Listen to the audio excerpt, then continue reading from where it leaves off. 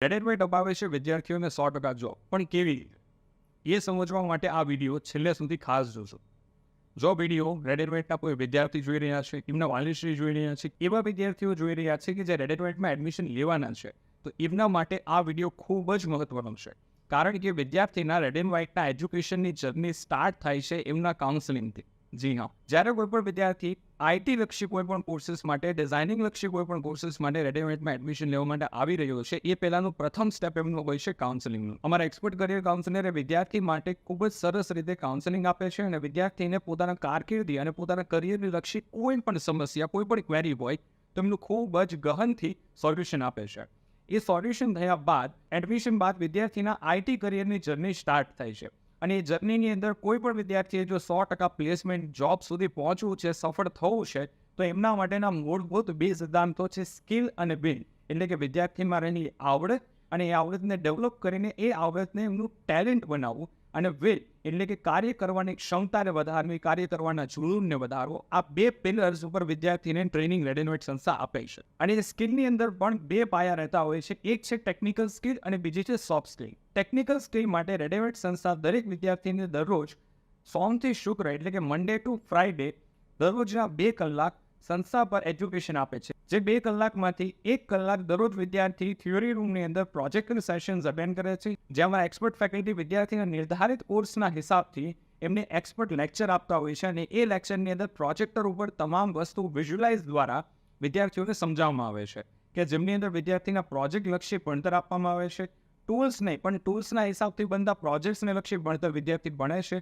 અને એ project oriented જે પણ સ્ટડી એમને 1 કલાક થિયોરી રૂમમાં અટેન્ડ કરી છે, એ જ સ્ટડીનું વિદ્યાર્થી જ્યારે પોતાની પ્રેક્ટિકલ લેબ એટલે કે કોમ્પ્યુટર લેબની અંદર જાય છે, ત્યારે પ્રેક્ટિસ કરે છે.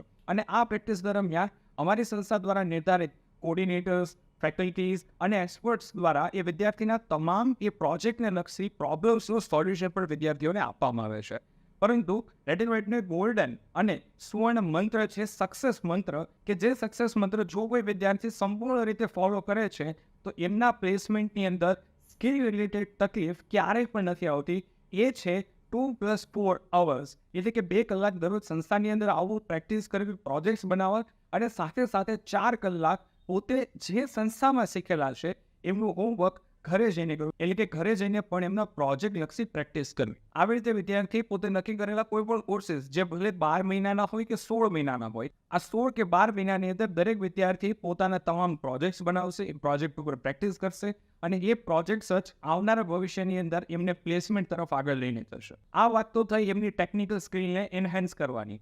ત્યારબાદ સેકન્ડ ટોપિક એ છે કે વિદ્યાર્થીની સોફ્ટ સ્કિલ. હવે વિદ્યાર્થીની સોફ્ટ સ્કિલ એમાં રહેલી આવડત, વિદ્યાર્થી કેવી રીતે બોલવું, કેવી રીતે ઇન્ટરવ્યૂ ફેસ કરવા, કેવી રીતે પોતાનું આગળનું આખું જીવન લઈને જવું, એ બાબતે રેડેડવેટ સંસ્થા એક યુનિક પર્સનાલિટી ડેવલપમેન્ટ કોર્સની સાથે આઈપીડીસી એટલે કે ઇન્ટિગ્રેટેડ પર્સનાલિટી ડેવલપમેન્ટ કોર્સ જે ડેવલપ કરવામાં આવ્યો છે BFBS સંસ્થા દ્વારા, કે જેમની અંદર વિદ્યાર્થીને વિદ્યાર્થીથી એક સારા નાગરિક કેવી રીતે બનાવવું, એમના માટેની એક ખૂબ જ સરસ મજાની ટ્રેનિંગ વિદ્યાર્થીઓને આપવામાં આવે છે. કારણ કે જ્યારે વિદ્યાર્થી પોતાના પ્લેસમેન્ટ એટલે કે જોબ માટે જશે, ત્યારે એમના જોબનું પહેલું પગથિયું હશે એમનું ઇન્ટરવ્યૂ.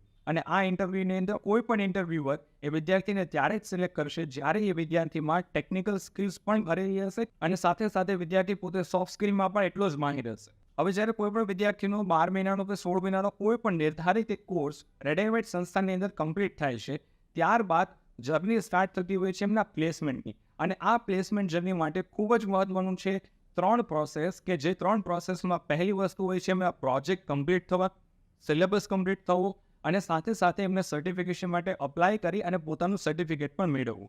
પ્રોજેક્ટ, સિલેબસ અને સર્ટિફિકેશન, આ 3 એકમ પૂર્ણ થયા બાદ એ વિદ્યાર્થી અપ્લાય કરશે રેડેડવેટના પ્લેસમેન્ટ ડિપાર્ટમેન્ટ માટે. અને એ પ્લેસમેન્ટ માટે વિદ્યાર્થીની હોમ બ્રાન્ચ પર રહેલા એક નાના એવા QR કોડને સ્કેન કરી વિદ્યાર્થી પોતાના પ્લેસમેન્ટ માટે આગળ વધશે, કે જ્યાં એ વિદ્યાર્થી પોતાનું સર્ટિફિકેશન, પોતાનું રેઝ્યુમે, પોતાના પ્રોજેક્ટ્સ, તમામ વસ્તુઓ સબમિટ કરતો હોય છે. અને અમારા પ્લેસમેન્ટ ઓફિસર સાથે વિદ્યાર્થીની પર્સનલ મીટઅપ થતી હોય છે. આ મીટઅપ દરમિયાન અમારા પ્લેસમેન્ટ ઓફિસર વિદ્યાર્થીમાં રહેલી સ્કિલ અને એમના વિલ પાવર, એમના સર્ટિફિકેશન, એમના કોર્સ કમ્પ્લીશન, કોર્સ દરમિયાન વિદ્યાર્થીએ બનાવેલા પ્રોજેક્ટ્સ, એ પ્રોજેક્ટ્સના ગ્રેડિંગ્સ, અને એની સાથે સાથે વિદ્યાર્થીનો સ્કિલ અને વિલ પાવર, આ બધી જ વસ્તુના આધારિત એ વિદ્યાર્થીનું કઈ કંપનીની અંદર સારામાં સારું પ્લેસમેન્ટ થઈ શકે છે, એ હિસાબની કંપનીઝની અંદર એ વિદ્યાર્થીને મોકલવામાં આવતા હોય છે.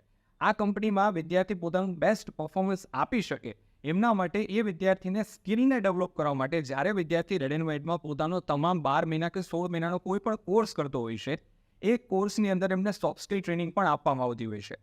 આ ટ્રેનિંગ અને અમારી ટેકનિકલ અને સોફ્ટ સ્કિલ ટ્રેનિંગના આધારિત એ વિદ્યાર્થીનું એ કંપનીની અંદર 100% પ્લેસમેન્ટ થતું હોય છે. એ પ્લેસમેન્ટ થયા બાદ એ વિદ્યાર્થીએ પોતાનો joining letter red and white સંસ્થાને સબમિટ કરવાનું રહેતું હોય છે અને પોતાના કરિયરનું આગળનું ડગલું માંડવાનું રહેતું હોય છે. પરંતુ જો અનાયાસે કોઈ પણ બાળક એવું હોય છે કે જેમનું પ્લેસમેન્ટ શક્ય નથી થઈ શક્યું આ ફર્સ્ટ ઇન્ટરવ્યૂ રાઉન્ડની અંદર, તો એ વિદ્યાર્થીને ફરીવાર સંસ્થા પર બોલાવવામાં આવતો હોય છે અને એ જે કંપનીમાં ઇન્ટરવ્યૂ આપવા માટે ગયો હતો એ કંપનીના HR ડિપાર્ટમેન્ટ અને ત્યાંના પ્લેસમેન્ટ ડિપાર્ટમેન્ટ સાથે ચર્ચા વિચારણાઓ કરવામાં આવતી હોય છે અને એ આઈડેન્ટિફાઈ કરવામાં આવતું હોય છે કે વિદ્યાર્થીમાં કઈ વસ્તુની ઉણપ હતી, એટલે કે ટેકનિકલ સ્કિલની ઉણપ હતી કે પછી સોફ્ટ સ્કિલની ઉણપ હતી. આ ઉણપને આઈડેન્ટિફાઈ કરીને એ વિદ્યાર્થીને પોતાની હોમ બ્રાન્ચ ઉપર રીટ્રેનિંગ આપવામાં આવતી હોય છે અને આવી જ રીતે રિપીટ એન્ડ રિપીટ પ્રોસેસ દ્વારા એ વિદ્યાર્થીનું 100% પ્લેસમેન્ટ કરાવવામાં આવતું હોય છે. આ પ્લેસમેન્ટની આખી પ્રોસેસની અંદર એક વસ્તુ ખૂબ જ મહત્વની છે કે વિદ્યાર્થી પોતાના કરિક્યુલમ દરમિયાન એ વિદ્યાર્થી પોતાની સોફ્ટ સ્કિલ અને ટેકનિકલ સ્કિલ ઉપર કેટલો ભાર આપે છે, પોતાના પ્રોજેક્ટ્સ કેવા બનાવે છે, આ બધી જ વસ્તુના આધારિત જ હંમેશા વિદ્યાર્થીનું પ્લેસમેન્ટ થતું હોય છે. કારણ કે અત્યાર સુધીમાં સમગ્ર ગુજરાતની અંદર આ જ આખી પ્રોસેસની બદૌલત રેડ એન્ડ વ્હાઇટ અત્યાર સુધીમાં 35,000 કરતાં વધારે બાળકોને પ્લેસમેન્ટ આપી ચૂક્યું છે. ઘણા બધા વિદ્યાર્થીઓ એવા છે કે જે 35,000, 30,000, 20,000 અને 10,000 to 15,000ની પણ જોબ મેળવે છે. પરંતુ આ બધાના સ્કિલના આધારિત અને એમના વિલના આધારિત જ હંમેશા વિદ્યાર્થીઓને પ્લેસમેન્ટ મળતું હોય છે. અને રેડ એન્ડ વ્હાઇટનો પ્લેસમેન્ટ સપોર્ટ માત્ર અહીંયાથી અટકતો નથી. એવા ઘણા બધા વિદ્યાર્થીઓ છે કે જે ઇન્ડસ્ટ્રીની અંદર 2, 3, 4, 5 વર્ષથી જોબ કરી રહ્યા છે અને એવા જૂના વિદ્યાર્થીઓ જે રેડ એન્ડ વ્હાઇટના એલ્યુમનાઈ સ્ટુડન્ટ છે એવા વિદ્યાર્થીઓ માટે પણ રેડ એન્ડ વ્હાઇટ હંમેશા અને સતત કાર્યરત રહેતું હોય છે કે જેના અંતર્ગત replacement support activity red and white કરતું હોય છે કે જ્યાં રેડ એન્ડ વ્હાઇટના જૂના ભૂતપૂર્વ કોઈ પણ વિદ્યાર્થીઓ હોય એ વિદ્યાર્થીઓ માટે પણ આપણે રીપ્લેસમેન્ટ સપોર્ટ કેમ્પેઇન રન કરતા હોઈએ છીએ કે જ્યાં એ વિદ્યાર્થીઓના અનુભવ, એમના પ્રોજેક્ટ્સ અને એમના વર્કના આધારિત આપણે બીજી અનેકો કંપનીઝની અંદર એ વિદ્યાર્થીના રીપ્લેસમેન્ટ સપોર્ટ આપતા હોઈએ છીએ કે જેથી કરીને વિદ્યાર્થીને પોતાના કરિયરની અંદર વધુમાં વધુ આઈક મળી શકે અને વિદ્યાર્થી પોતાનો કરિયર પ્રોગ્રેશન ચાર્ટ ઇઝીલી અને ખૂબ જ સારો એવો ડેવલપ કરી શકે. તો આશા રાખું છું કે આ સમગ્ર વિડીયોની મદદથી રેડ એન્ડ વ્હાઇટ કેવી રીતે વિદ્યાર્થીઓને પ્લેસમેન્ટ અપાવે છે આખી પ્રોસેસથી તમે અવગત થઈ ગયા છો. અને આવા જ ઇન્ફોર્મેટિવ વિડીયોઝ અને કમ્પ્લીટ ટ્રેનિંગ એન્ડ પ્રોસેસને જાણવા અને સમજવા માટે અમારી ચેનલને લાઇક, શેર એન્ડ સબસ્ક્રાઇબ જરૂરથી કરજો. ધન્યવાદ. જય ભારત.